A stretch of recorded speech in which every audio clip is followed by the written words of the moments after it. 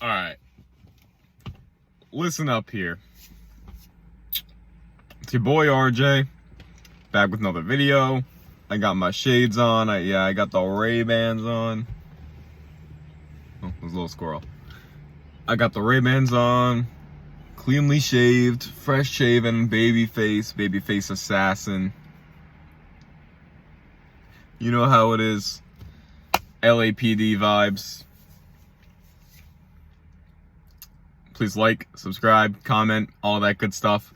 Let's get into this real quick. Just want to give a little PSA. The Washington Commanders are the worst run, poorly run, just dysfunctional joke of a poverty franchise. Not even probably just the NFL, but probably the entire realm of leagues of sports. The Washington Commanders football team, Redskins, are the worst run team, and it's not even close. They are atrocious, bro. They have not been good since the 1980s, and they still try to ride high on that. That's the only thing they can ever reference. Man, RG3 was quite literally the only hope that franchise ever had. RG3 was literally the savior of that franchise. He did RG3 is my favorite player ever. Close second with Adrian Peterson. So I was very excited when he came to the Redskins as well. And what did they do with him? He got an ACL injury in the playoffs against the Seahawks and the wild card, I believe it was. And he was never the same since because they didn't treat him right. Maybe like the Dolphins did with Tua. They tried to rush him so fast after that ACL and that knee, and he kept on getting hurt and re-aggravating it.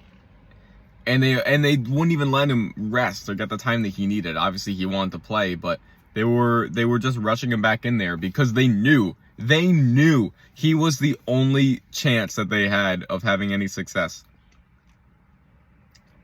This team is so bad from top to bottom. The quarterback situation is terrible right now. Ron Rivera hasn't done anything in the 3 years that he's been there. He was supposed to change the culture. He was supposed to bring a fresh face, a fresh mindset to that team in the locker room. They haven't done anything. They haven't. They've maintained the same record, and all they've done is just piled on more problems. And now he's going out, blaming the quarterback, and then taking it back within a few minutes, and the next day screaming at the media for bringing on false narratives and saying that he said this and that he didn't actually. But it was all right there. It was evident. It was evident that he said some stuff that he was not supposed to say and that he did not want to say, but it slipped out, and then he tried to backtrack, and now he's rewording what he said. He's trying to change what he said, but it's all right there, dude. I think he's overrated. I think he's overhyped. He led the Panthers to like one good season.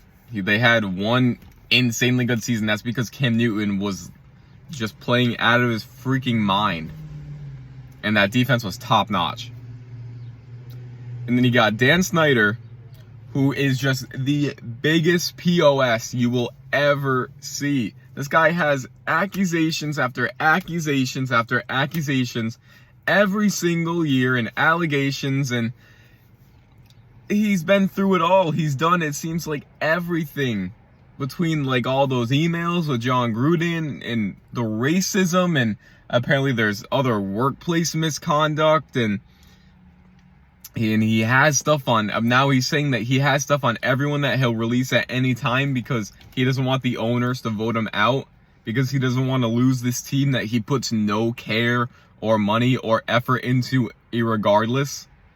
He's saying that he's gonna wreak havoc on the NFL and these owners because they want him out so they can better the league. They'll better the league with this guy out. What does that say? And he's saying that he's not afraid of anyone and all this and that, and he's such an issue. He's such a problem. The stadium is a freaking mess. They can't even get their plumbing straight. It's literally falling apart Nobody wants to go there. They never are even close to filling up a home game. There's so many empty seats in that stadium every single game. I mean, they are in the perfect location because they're just as dysfunctional as Washington, D.C. itself. You could say maybe they should even move to Washington. Washington State's no better. But they're a pretty good representation, I guess, of Washington, D.C. Maybe that's the only thing going for them so far. The stadium is literally a mess. It's constantly voted the worst stadium between the food and the architecture and the structural integrity of the stadium itself. It's all just piss poor. It's disgusting. Then the team is just, there's no sense of winning culture or desire to win. All they've done the past 2 years is just focus on the freaking defensive line. That's all they've ever really tried to focus on, it seems like. And they just get these hidden gems wherever they can. Yeah, they went out and got Dwayne Haskins, but they never even gave him a chance. Rest in peace, Dwayne Haskins. Hey, you're dearly missed. He was such a great player, and he never even had a chance to prove it and to prove himself on that team. Really, he really didn't. Go back and look at those seasons he was there. They never gave him an opportunity because they wanted to keep on riding high, and they try to ride the coattails of things. They rode the coattails of Alex Smith and his injury. Poor Alex Smith, another victim of just never having a good offensive line, never having the right protection. You can go all the way back to Joe Theismann on that one. Seriously, you can. It's ridiculous. And they've gotten rid of people like Trent Williams and now Brandon Sheriff. They have nobody. All they do is focus on that line. Terry McLaurin was a gem. Jahan Dotson, yeah, they got him later, and they got him in a little bit later in the first round. Still kind of a, I mean, at this point they already have a defensive line, so they don't need to focus on anymore. So it's good that they finally did focus on another receiver like Jahan Dotson. Someone like Cameron Curl. He was a 7th round pick. You think they really thought he was going to be anything? No, he just happened to be a stud. Between Matt Ioannidis, Jonathan Allen, Darren Payne, Montez Sweat, and Chase Young. Chase Young's granted, they're all studs, but they did too much. And it cost them too much in other areas to actually improve parts of the team that they desperately need. My God, they have Logan Thomas as their best tight end. This dude used to be a quarterback, and he can't even stay healthy. Their linebackers, Cole Holcomb is sick, but they struggle, and so does the secondary. William Jackson wants out. William Jackson, their coveted prize free agency signing last year, he wants out already. They're still holding on to Kendall Fuller, who's aging. And then they got, like, Derek Forrest, Bobby McCain back in that secondary and stuff. These dudes are just older, and they're so great. They're great players. They have nothing but respect for any player. But they're losing their step a little bit. Now they have Brian Robinson, which is fantastic. It's amazing. But they're going to ride the coattails of that injury, him being shot, forever, because that's all this team does. They don't care about winning. They don't care about improving the culture. All they care about is maintaining a little bit of success in spotlight, in the limelight, due to some other type of injury or thing that happens, what have it be. It always happens. They don't care. They ride that so they can stay somewhat relevant. They don't care about the actual success that comes after it. Like the Brian Robinson. That's going to be it forever. Now they're barely even using Antonio Gibson anymore, who was a proven stud the past 2 seasons. They never hold on to anybody. Alfred Morris, he was so sick. 1,000-yard plus rusher his rookie season with RG3. Those two were such an amazing 1-2 punch. And they got rid of him like a couple years later for no reason.